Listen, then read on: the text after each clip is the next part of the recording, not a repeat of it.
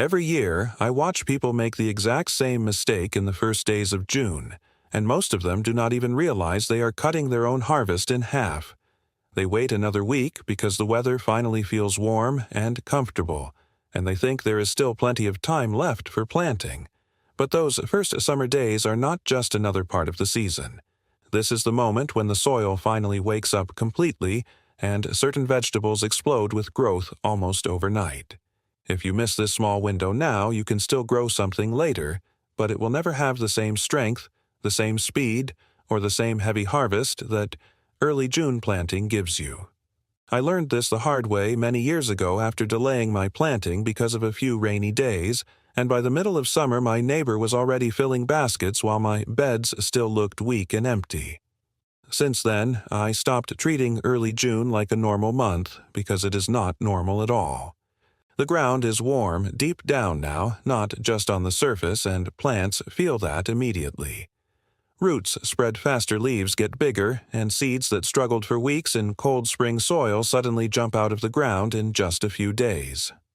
Most people still think spring is the best time for everything, but there are vegetables that actually hate cold soil and only show their real power when summer warmth arrives. And today, I want to walk you through exactly what I plant right now every single year during the first days of June if I want huge harvests without wasting money on fertilizers, expensive products, or constant replanting later. Some of these crops grow so much faster in warm soil that you save almost a month of frustration. Others become sweeter, softer, and far more productive when planted now instead of back in chilly spring weather.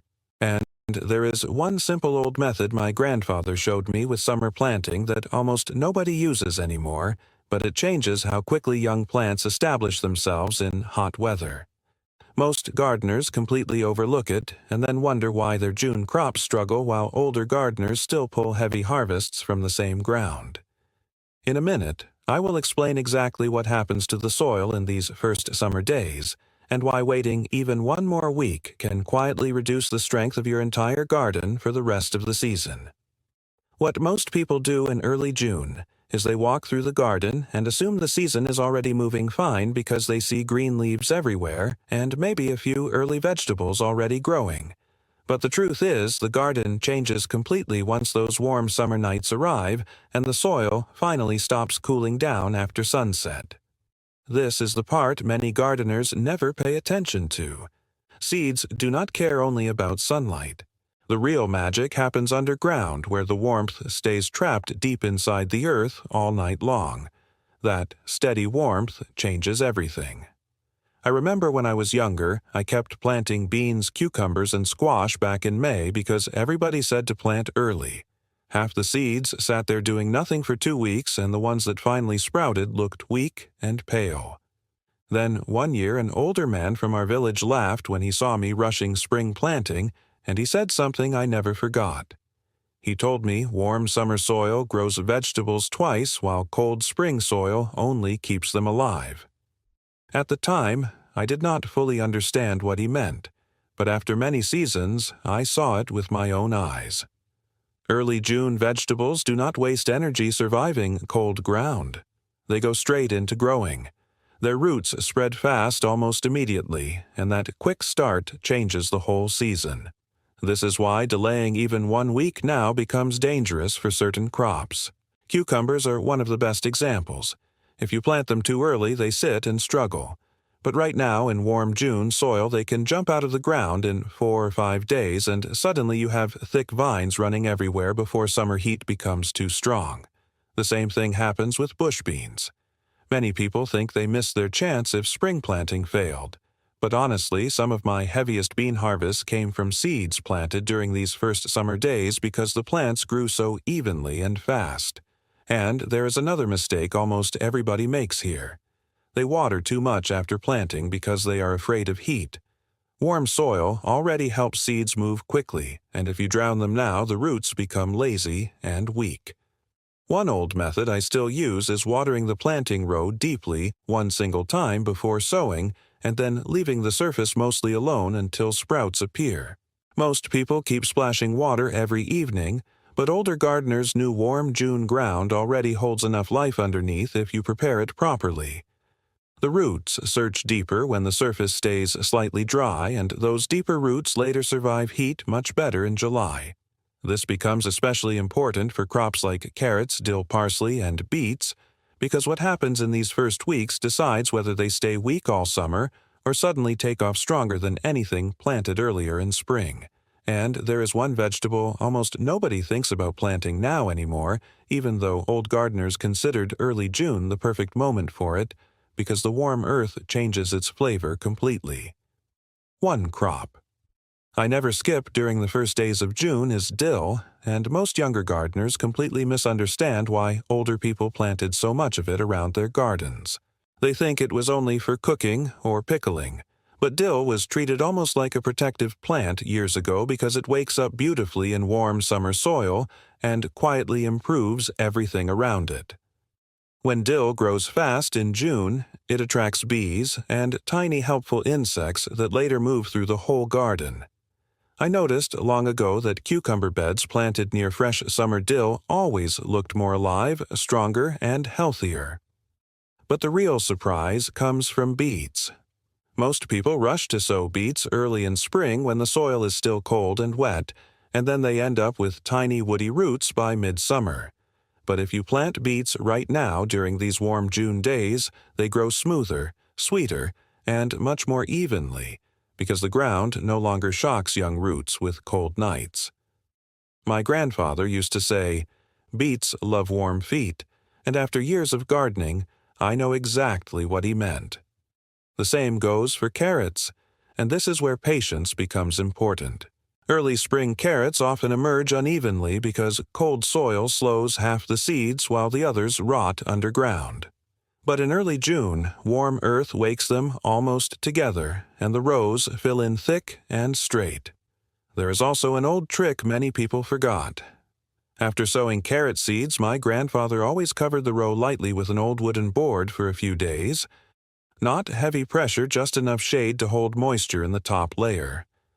Most gardeners today never do this and then complain carrots take forever to sprout in heat. But under that board, the soil stays cool and damp just long enough for even germination. Once tiny green lines appeared, he removed it immediately and the carrots took off fast. It sounds simple, almost too simple, but these forgotten little methods are often what separate weak gardens from productive ones. Another crop that absolutely loves this moment is bush zucchini. I honestly stopped planting zucchini early because cold spring plants constantly struggled with rot and weak pollination. Now, I wait until these first warm summer days, and the difference is unbelievable. The plants grow thick almost overnight, and because insects are already active in June, pollination becomes much stronger naturally. Within weeks, the leaves become huge dark green and healthy instead of pale and stunted.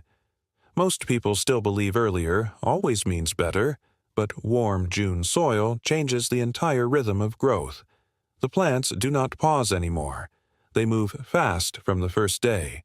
And there is another vegetable that older gardeners always hurried to plant during this exact period because delaying it even slightly could ruin the tenderness and flavor completely by midsummer heat. The vegetable older gardeners always rushed to plant in the first days of June was lettuce, and a lot of people will probably laugh hearing that because they think lettuce belongs only to cool spring weather.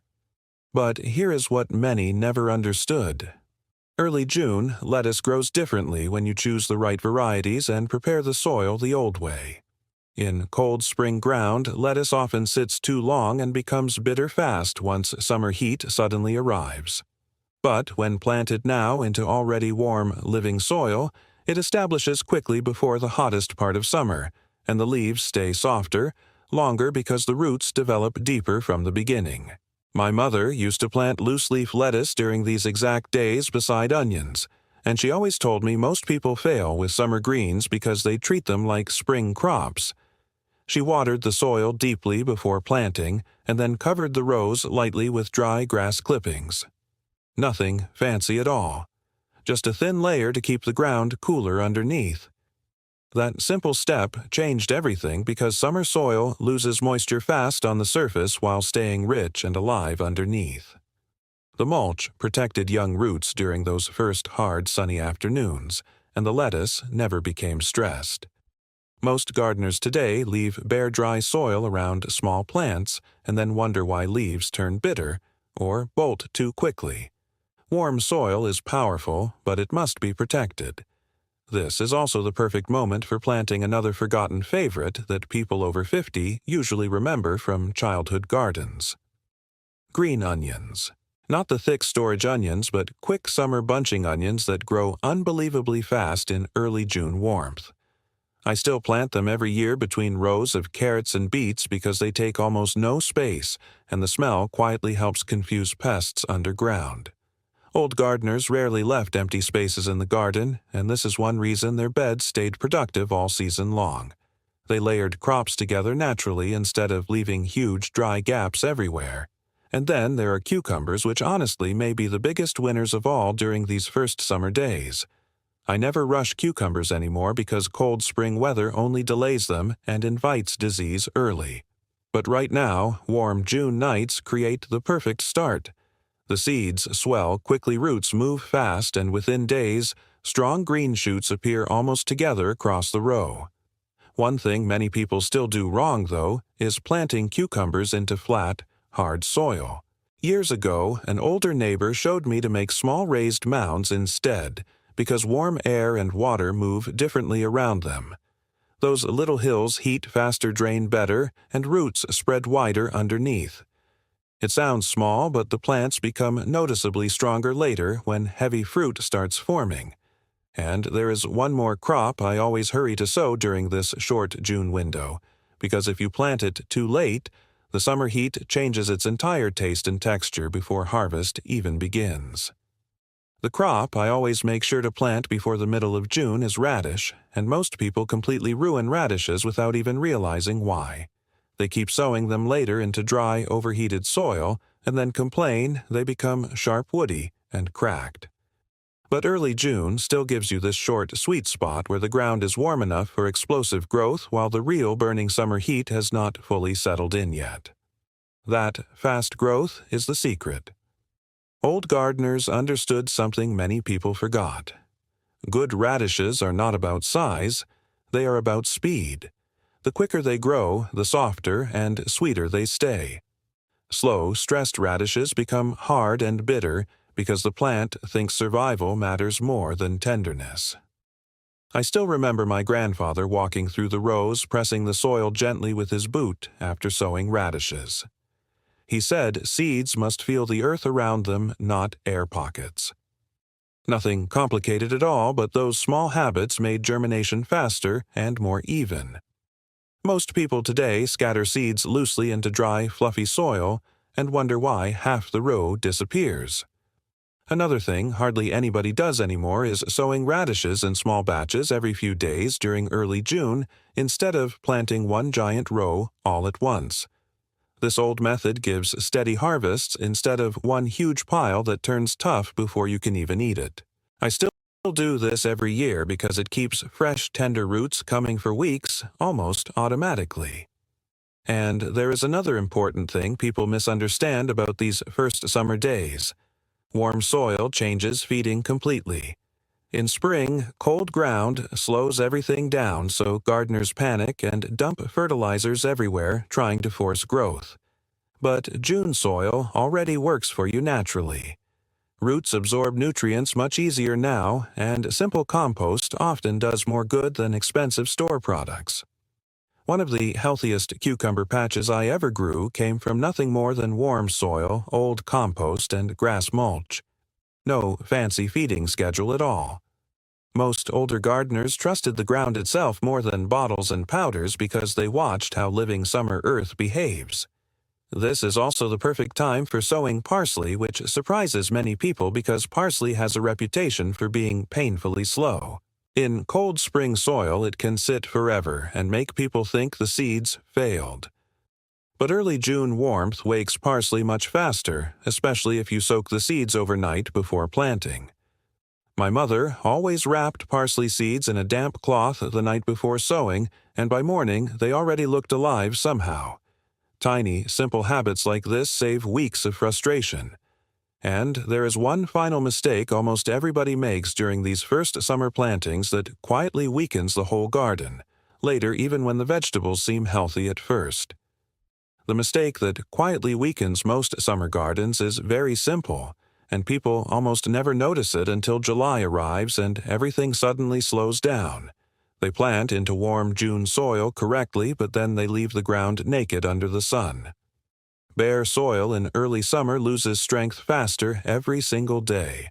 The top dries hard, the moisture disappears deeper down, and roots start suffering long before leaves show any warning signs. Years ago, I used to think watering more would fix this, but older gardeners rarely solved problems with more water. They protected the soil itself first. My father covered almost everything in the garden once June warmth settled in.